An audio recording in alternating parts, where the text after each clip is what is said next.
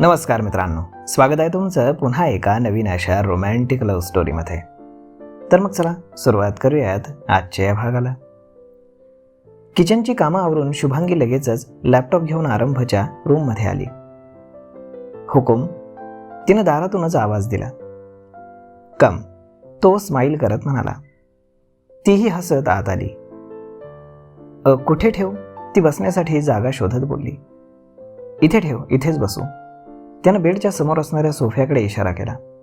तिनं मग तिथं असणाऱ्या टेबलवरती तो लॅपटॉप ठेवला. ओके, आता स्टार्ट करू. त्यानं लॅपटॉप उघडायला हात समोर केला आणि तिनं त्याच्या हातावर हात ठेवला. 1 मिनिट. तो काय झालं या आविर्भावामध्ये तिच्याकडे पाहत होता. ती लगेच रूमच्या बाहेर गेली आणि तिनं 3-4 मिनिटांमध्ये पुन्हा परत आली. तिच्या हातामध्ये पूजेची थाळी होती. हे काय? त्यानं कपाळावर आठ्या आणून त्याच्याकडे पाहिलं. अजून पूजा नाही केली? कशाची? या लॅपटॉपची. व्हॉट? आरंभ बोलला. 1 मिनिट असं म्हणून तिनं लॅपटॉपच्या वरती एक स्वस्तिक काढलं, त्याला हळद कुंकू आणि फुलं अर्पण केली आणि मग डोळे मिटून हात जोडले. तो तर चकित होऊन तिच्याकडे पाहत होता. आता उघडा, ती आरंभकडे पाहत बोलली आणि तो तिच्याकडे अजूनही अचंबित होऊनच पाहत होता. काय झालं? तू या लॅपटॉपची पूजा का केलीस? आरंभ बोलला. हो, आता छान चालेल ना? ती निरागसपणे म्हणाली आणि त्याला तिचं हसू आलं. शुभांगी, तू ना खरंच कमाल आहेस. लॅपटॉपची पूजा? तो हसत म्हणाला. तुम्ही नाही करत? त्यानं हसतच नाही मध्ये मान डोलावली. आमच्या घरी कुठलीही वस्तू आणली की माझी माँ त्याची अशीच पूजा करायची. मग ती सायकल असो किंवा फ्रीज किंवा मिक्सर असो. ती म्हणायची की यानं याचं लाईफ वाढतं. मीही तशीच आहे. हे तर दादीसांनी मला दिलंय. त्यांची प्रत्येक गोष्ट मी अशीच सांभाळून ठेवेन. ती हसत म्हणाली. तिचा हा निरागस चेहरा आणि तिची ती उत्तरं ऐकून त्याला तिच्यावरती अजूनच प्रेम वाढत होतं. आणि मला? तो तिच्या डोळ्यात पाहत म्हणाला आणि ती न समजून त्याच्याकडे पाहत होती. मलाही तर दादीसांनीच तुला दिलंय ना, मलाही असंच सांभाळशील ना? तो गालामध्ये हसत म्हणाला आणि ती लाजेनं अगदी गोरीमोरी झाली. तिनं लगेचच मान खाली घातली. ठीक आहे, मग मी दादीसांना सांगतो की तुम्ही तर शुभांगीला दिलत, पण तिला तर मी अजिबात नको आहे. मी नाही आवडत तिला. तो नाटकीपणे बोलला. मी असं कुठे म्हटलं? ती लगेच गोंधळून म्हणाली. हो तरी कुठे म्हणालीस? यावरती ती पुन्हा लाजली आणि तिनं मान खाली घातली. मी आवडतो का तुला? तो मुद्दाम तिच्याकडनं ऐकण्यासाठी तिला सतावत होता. ती काहीच बोलत नव्हती.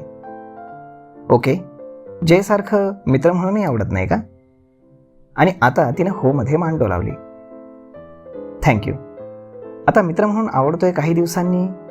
तो बोलतच होता की तिनं त्याच्या तोंडावर हात ठेवला. लॅपटॉप, ती इशारा करून म्हणाली आणि त्यानं बारीक डोळे करून तिच्याकडे पाहिलं. लॅपटॉप. चला सुरू करूयात. त्यानं हसत लॅपटॉप उघडला आणि लॅपटॉप स्टार्ट केला. त्यानं तिला त्यातील बरेच फीचर्स समजावून सांगितले.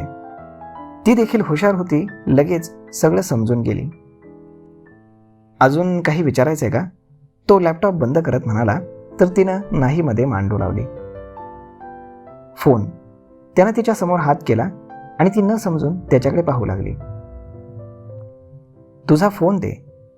तिनं त्याला तिचा फोन दिला. पासवर्ड? नाही आहे. त्यानं चमकून तिच्याकडे पाहिलं. पासवर्ड का नाही? मला त्याची गरज नाही वाटत. माझ्या फोनचा वापर फक्त बोलण्यासाठीच होतो ना. तरीही पासवर्ड सेट कर. तो फोन ओपन करत बोलला आणि तिनं हो मध्ये मान डोलावली. स्क्रीनवर तिचा आणि शौर्याचा एक गोड फोटो होता. तो फोटो पाहून तो गालातच हसला. मग त्यानं फोनवरती एक नंबर डायल केला. हा माझा नंबर आहे. ती अविश्वासानं त्याच्याकडेच पाहत होती. तो तिला त्याचा नंबर देतोय यावर तर तिला विश्वासच बसत नव्हता. मी रोज फोन करेन. कोणत्या नावाने सेव्ह करू? आरंभने विचारलं. हुकुम, ती गालात हसत म्हणाली आणि तोही हसला आणि मग नंबर आणि नाव सेव्ह करून पुन्हा तिला फोन दिला. माझा नंबर? ती कचरत म्हणाली. आहे माझ्याकडे, तो हसत बोलला. ती डोळे मोठे करून कसा या आविर्भावामध्ये त्याच्याकडे पाहत होती. मागेच जयकडनं घेतला होता. तो हसत बोलला आणि मग तीही हसली. तितक्यात त्याच्या मोबाईलची मेसेजची टोन वाजली. त्यानं पाहिलं तर राघवचा मेसेज होता. आता तुझा आणि शांत झोप, तो म्हणाला आणि तिनं हो मध्ये मान डोलावली. गुड नाईट, ती म्हणाली. गुड नाईट, आरंभही हसून म्हणाला. मग शुभांगी तिच्या रूममध्ये गेली आणि आरंभने अंगामध्ये जॅकेट चढवलं आणि तो रूमच्या बाहेर पडला. हवेलीच्या बाहेर राघव गाडीमध्ये त्याची वाट पाहतच होता. आरंभ गाडीत बसताच राघवनं गाडी स्टार्ट केली आणि ते फार्म हाऊसवरती निघाले. राघवच्या माणसांनी जग्याला उचलून फार्म हाऊसच्या बेसमेंटमध्ये खुर्चीला आणून बांधून ठेवलं होतं. त्याला त्यांनी आधीच खूप मारहाण केली होती, त्यामुळे तो वेदनेनं कण्हत होता. आरंभ आणि राघव त्याच्या समोर येऊन उभे राहिले. राघवने त्याच्या माणसांना इशारा केला आणि त्यानं जग्याच्या तोंडावर पाणी टाकलं. तो खडबडून जागा झाला. उठ रे, साहेब आलेत, तो माणूस म्हणाला. जग्या डोळे फाडून आरंभ आणि राघवला पाहत होता, पण त्याला ते दिसत नव्हतं, कारण जग्यावरच लाईट होता आणि बाकी रूममध्ये सगळा अंधार. मला इथं का आणलंय, तो डोळ्यांची उघडझाप करत त्यांना पाहण्याचा प्रयत्न करत बोलला. तुला माहित नाही तुला इथे का आणले, राघवनं विचारलं. नाही, जग्यानं नाही मध्ये मान डोलावली. शुभांगी माहीत आहे का, आरंभ बोलला. हो, आपली बुलबुल आहे, पण तू तिचं नाव काय घेतोयस, जग्या रागाने बोलला आणि त्याच वेळी सटाक असा एक जोरदार आवाज बेसमेंटमध्ये घुमला. त्याच्या कानामध्ये रातकिडे ओरडण्याचा किर्र आवाज घुमत होता. जो तो येतोय मारतोय, अरे सांगा तरी मी काय केलंय, आणि तुमचा माझ्या बुलबुलशी काय संबंध, तो वैतागत बोलला. आदरानं नाव घे बाळा, तुला माहित आहे ना ती कोण आहे, राघव बोलला. आधी तर ती एक साधी गरीब मुलगी होती. बाप मेल्यावर मोठ्या हवेलीची बिंदणी झाली आहे. तरीही तू तिच्यावर वाईट नजर टाकतोयस, तुझी हिंमत कशी झाली, राघव बोलला. ती फक्त नावाला त्या हवेलीची बिंदणी आहे. तो तिचा नवरा तिला बायको मानत सुद्धा नाही, तरीही ती त्याच्या नावानं त्याची बायको म्हणून राहते. पण मी तर तिच्यावर मागच्या 4-5 वर्षांपासून प्रेम करतोय. मला तिच्याशी लग्न करायचं आहे, तरी ती माझ्याकडे पाहत सुद्धा नाही. हे सगळं ऐकून आरंभाला इतका राग आला होता की रागाने त्याच्या हाताच्या मुठी आवळल्या गेल्या आणि त्याच्या अंगावरील नसा अगदी टम्म फुगल्या. किती दिवस ती वाचेल माझ्यापासून, एक ना एक दिवस उचलून घेऊन जाईन मी तिला आणि तिच्याशी. तो पुढे काही बोलणारच की आरंभने त्याला मारायला सुरुवात केली. तो ओरडत होता, नका मारू म्हणून विनवण्या करत होता, पण आरंभाला खूपच राग आला होता. त्यानं शुभांगीवर वाईट नजर टाकलीच, पण तिला स्पर्श कसा केला या विचारानं त्याचा राग अजून उफाळून येत होता.